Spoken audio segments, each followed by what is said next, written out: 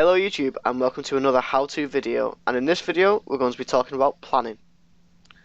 So this is a plot that I've started planning for the P Grand or Grand P plots. I can't remember which way round it is, but these plots are going to be 201 by 201 blocks on the dakrcraft server, and 4 of these complete plots will get you the Grand Architect rank, which is what I'm going for, as I'm currently Architect. So this is sort of going through, this video will sort of be going through the planning stages of a plot, and planning is definitely something that is useful for large scale projects like this plot is going to be. And even if you don't stick to it like 100% of the way, it is definitely a good idea to sort of get all of your ideas down on a smaller scale, and yeah, so that way you can sort of see what fits, what works, and what needs adapting. So let's start with the terrain. The terrain is the first thing that I used on this plot, like sort of planning wise, and I basically just took a wool block. I think I used red, orange, and yellow for this, and I just sort of like roughly marked out like this, just like, oh yeah, we're gonna go around here roughly with these mountains. And just sort of roughed out the edge of the plot. So I sort of went all along here and I'd done this shape first.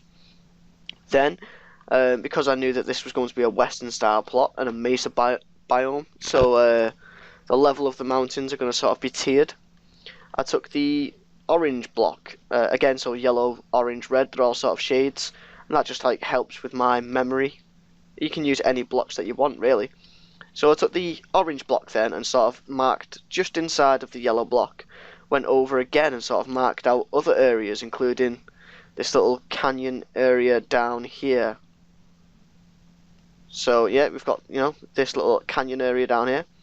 And I took the red block, which were going to be the steepest of the mountain areas, and just added a couple of extra ones of those in as well.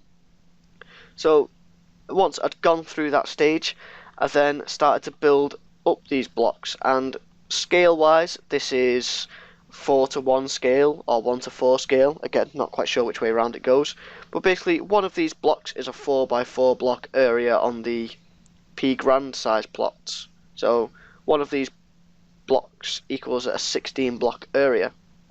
So I knew, you know, I wanted it to be quite tall, and I wanted to get a sense of size and scale in this plot. I wanted to be able to sort of get a miniature version of being inside this plot and seeing around. So that's why I've decided to build it up, and this is a great technique that I've only actually used for this plot the first time, and I think I will be using for more of the planning that I do in my plots. So, you know, just building up the mountains at a smaller scale of where you want them to be. It really helps sort of get a sense of scale and size and where things are going to go. So that's something I recommend doing, especially for these sort of canyon areas as well. You can really feel an atmosphere just walking through here, so you know there's going to be great atmosphere when you actually build it in your plot. Okay, so once I've done the main terrain, I then started to add some of the key areas of the plot which I've marked in these blue wools. So obviously I've gone for a western town, and then I've got other little bits and bobs which I'll be talking about in a minute. But originally I had this western town right in the middle of the plot, and the problem with that is it was right in the middle of the plot. If you're right in the middle of the plot, you can sort of see everything from there, and then once you've come from all the edges, you get to the middle, and that's about all there is to see. So I decided to move it. So I moved it right to this side here. So you're going to have a really packed, really heavy town here. There's going to be lots of detail and everything around it. It's going to be really, really bitty and quite hard to maneuver around, hopefully. And then you've got the rest of this open world plot, which then it proposes a problem of making the plot detailed, but it also gives me more freedom to experiment with things. And then that's where this terrain came from.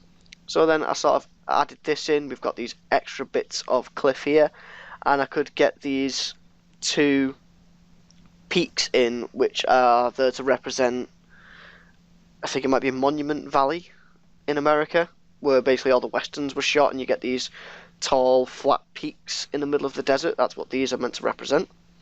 So, that helped me detail the plot a little bit more. It helped me plan it out.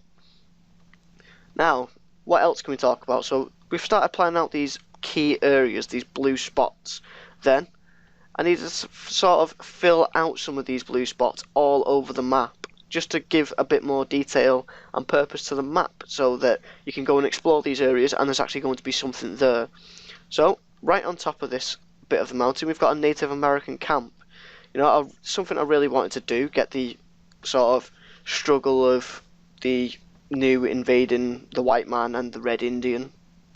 That sort of struggle. So these are up here on this cliff, watching down, seeing what they're doing. Maybe they're here to attack. Maybe they've fled up here or something. I'm not quite sure yet about the backstory of that. That's something to develop.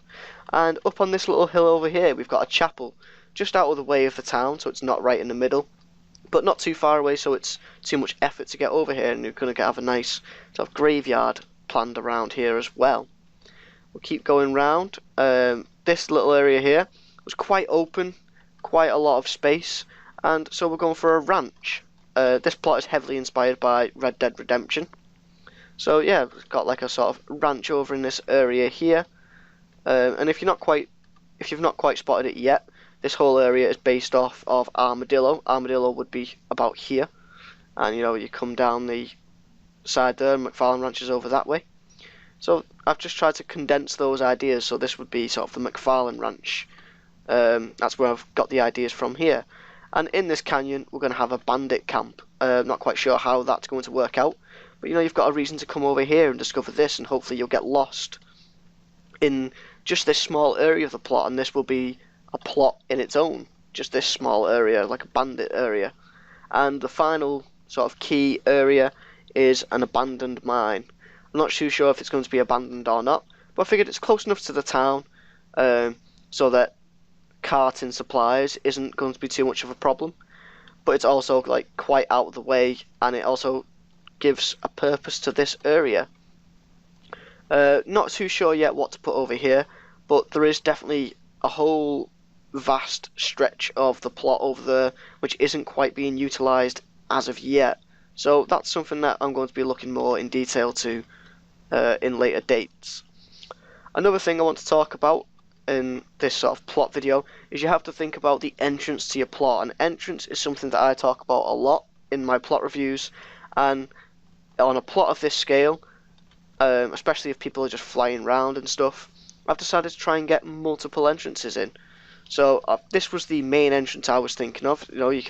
It's got a slight sight blocker, although with Minecraft's render distance you're not going to be able to see the other end of the plot anyway. But you've got this sight blocker here, and then you come round and it just sort of opens up into this vista of the plot there. So that's one sort of, you can even get that sense here. Like, you can sort of see over there, and you can see that bit, and you think, it's got this cliff over here, and it looks sort of okay. And it does a little bit look like a cliff. But then you come round, and then you can see there's all this side of the plot that you need to explore. The other entrance, I'm going to plan on having the old steamboats here with the water wheels and everything.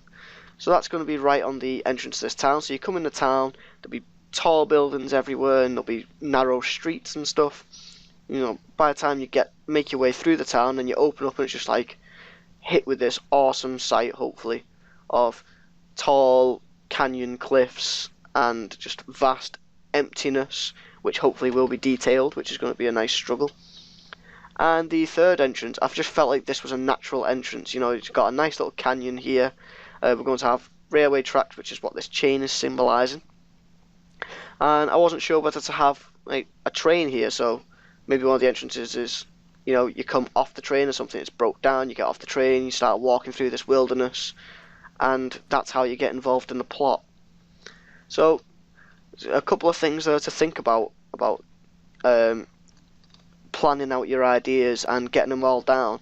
And this plan has taken me maybe 3 days. Not really a lot of effort has gone into it, but over those 3 days I've had time to come to the plan, work on it a little bit, go away, let those ideas sort of boil up and start coming bringing them up, getting better ideas, and then like I'll have a eureka moment, like, yep, get back to the plot, do a little bit more, have a look around, see what we've got left to work on, go away for another day, and then the next day let those ideas boil up again, and then come back, and then we'll end up with something that looks quite good, hopefully.